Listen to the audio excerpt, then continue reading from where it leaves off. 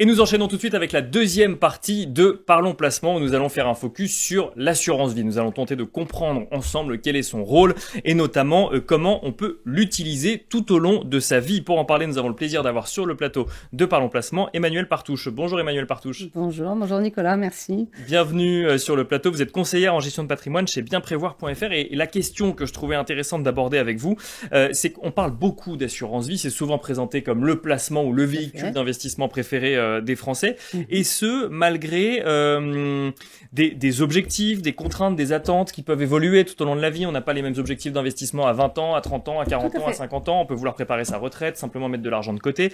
Comment expliquer que l'assurance vie, quels sont les mécanismes de l'assurance vie qui viennent expliquer que ça fonctionne chez tous les Français aujourd'hui? Ça fonctionne chez tous les Français, ça fonctionne avec tous les objectifs. Donc c'est vraiment en effet cet outil multifonction. D'accord. Et à tout moment dans la vie. Donc on va reprendre un petit peu comment ça fonctionne, le pourquoi ça et pourquoi cet engouement pour l'assurance vie. En effet, placement préféré des Français, mais pour de bonnes raisons. En fait, l'assurance vie va répondre à c'est un double outil. D'accord. C'est un outil d'épargne. Déjà dans un premier temps, donc tout au long de la vie, on va pouvoir épargner, quels que soient les objectifs. Ça peut être pour plus tard faire un achat immobilier, ça peut être pour financer les études, ça peut être pour acheter plus tard une voiture, des travaux, peu importe, d'avoir de l'épargne disponible. L'assurance vie, en fait, offre un mécanisme de fiscalité avantageuse sur les rachats. D'accord. Lorsque le contrat a plus de 8 ans. Alors ça, on peut peut-être expliquer effectivement. Ça veut dire que on souscrit un contrat d'assurance vie. Oui. Et quand le contrat a plus de 8 ans, on peut racheter son contrat. On peut faire des rachats partiels ou total. D'accord. C'est-à-dire qu'on va pouvoir racheter le montant qu'on souhaite sur le contrat. Et normalement, la fiscalité avant 8 ans est de 30%, la flat tax et la partie fiscalité plus les prélèvements sociaux.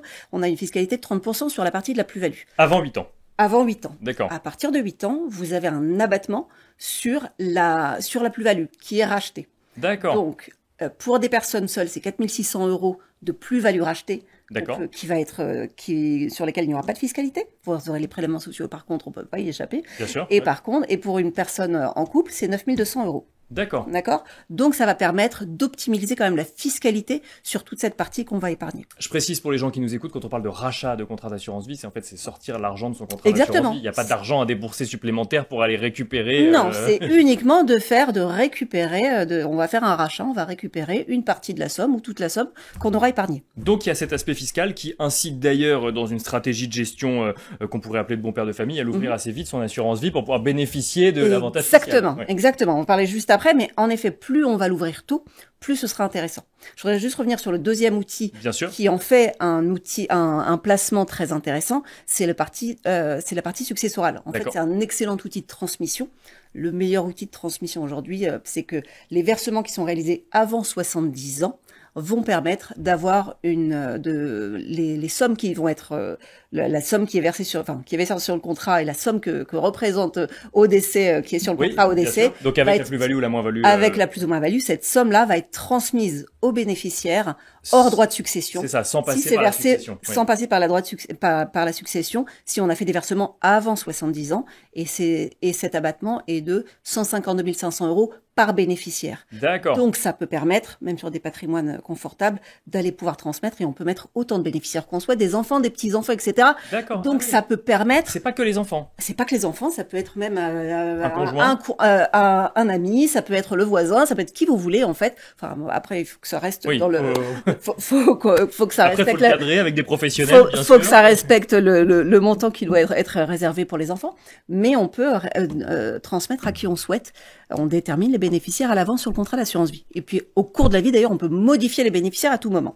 Alors là, on a dit deux choses. On a dit que effectivement, il y avait un avantage. Enfin, il y avait cette période de 8 ans où effectivement, une fois qu'on l'avait ouvert le plus tôt possible et qu'on avait attendu les 8 ans, on avait cet avantage fiscal. Et il y a le sujet transmission, succession. Exactement. Ça ne répond pas à la question de comment est-ce que ça répond à mon objectif de financer mes études, acheter une voiture, acheter une résidence principale, préparer ma retraite ou simplement avoir une épargne de précaution en cas de coup dur plus tard. En fait, quand vous ouvrez un contrat d'assurance vie, vous allez verser une prime, ce qu'on appelle la prime initiale, à la souscription, qui peut être selon les contrats un petit peu importante. Ça peut être selon les contrats 5 000 €, 10 000 €, 15 000 €, voire plus selon les contrats. D'accord. Donc, ce capital de départ peut être un frein pour certaines personnes qui n'ont pas encore 10, 15 000 € à mettre sur un contrat.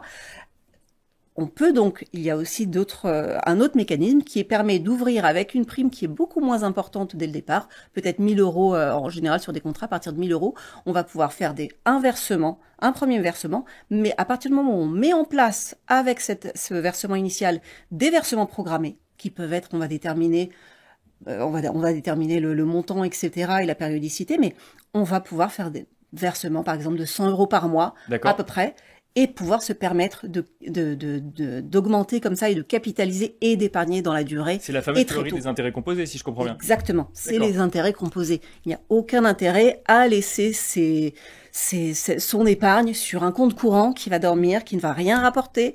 De laisser sur un livret A aujourd'hui, quand on voit le livret A qui va descendre à 1,70% en août, ça devient quand même, ça réduit fortement les avantages d'un livret.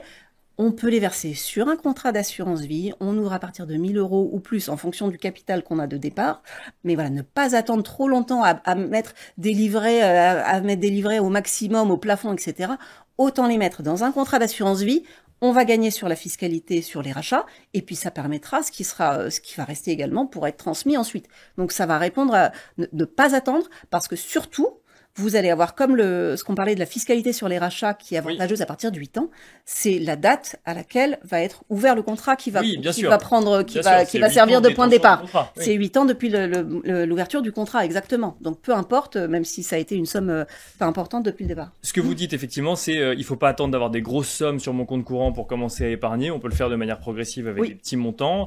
La question qu'on peut se poser, alors je sais qu'il n'y a pas de réponse universelle à la question que je vais vous poser, mais est-ce que quel rendement moyen il faut attendre sur une assurance vie? Ça dépend des stratégies, puisqu'en fait, ça dépend sur quoi on va investir, mais comment est-ce qu'on pilote un petit peu ses objectifs et le rendement qu'on veut sur une assurance vie? Alors ça, c'est là où nous, on va rentrer en jeu et on va pouvoir aider et conseiller les clients. Ce qu'on va déterminer au départ, c'est de voir quels sont les objectifs des clients et de déterminer avec eux leur profil investisseur, s'ils sont prudents, équilibrés, dynamiques. L'avantage de l'assurance vie, c'est que c'est un outil qui va avoir des supports qu'on appelle des fonds euros, qui sont le seul support qui est garanti en capital à tout moment, sur lequel on ne pourra pas avoir de baisse, et puis ce qu'on appelle les unités de compte. Les unités de compte, là, ce sont des supports qui sont plus risqués, ce sont des supports dynamiques sur lesquels le capital n'est pas garanti, mais qui vont permettre d'aller chercher et de viser un rendement plus important. Donc, en fonction du profil du client, on va aller proposer une allocation qui va être adaptée. Donc, tout au long de la vie, en effet, les objectifs peuvent varier. On peut être assez dynamique quand on est jeune et puis arriver à la retraite, se dire, maintenant, j'ai besoin de sécuriser mon capital. On va modifier cette allocation. Et on va choisir une allocation plus adaptée. Bien sûr, en fonction des objectifs. Un mot quand même, rapidement, quand on parle effectivement de fonds euros, mais d'unités de compte, on peut investir dans quoi? Parce qu'effectivement, quand on oppose souvent fonds euros, obligations d'État à unités de compte, actions sur les marchés financiers, c'est plus vaste que ça, les unités de compte. C'est très très vaste, les unités de compte sur les contrats d'assurance vie. C'est très très vaste.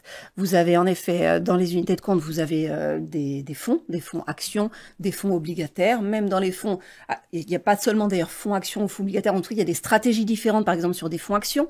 Il y a des fonds flexibles qui sont et des fonds actions et des fonds obligataires qui ont un mix des deux.